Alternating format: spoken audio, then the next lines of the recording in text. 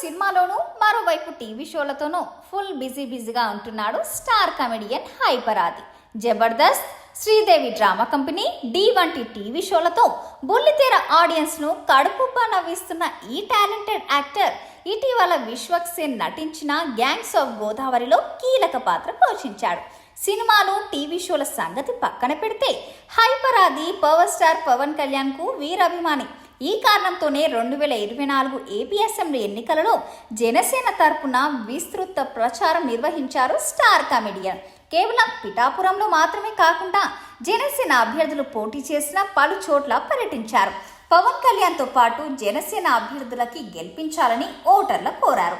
ఈ నేపథ్యంలో హైపర్ ఆదికి సంబంధించిన ఒక ఆసక్తికర వార్త వినిపిస్తుంది. అదేంటంటే జనసేన తరపున ఆదికి ఎమ్మెల్సీ పదవి ఇస్తారని, లేకపోతే ఏదో ఒక కార్పొరేషన్ చైర్మన్ పదవి బాధ్యతలు ఇస్తారని పెద్ద ఎత్తున ప్రచారం జరుగుతుంది. తాజాగా ఇదే విషయంపై హైపర్ ఆది స్పందించాడు. ఓంకార్ సోదరుడు అశ్విన్ బాబు హీరోగా నటించిన శివం బజే ట్రైలర్ రిలీజ్ ఈవెంట్లో పాల్గొన్న అతను పలు ఆసక్తికర విషయాలు పంచుకున్నాడు.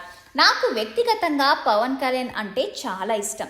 అందుకే ఆయన కోసం వెళ్ళి ప్రచారం చేశాను.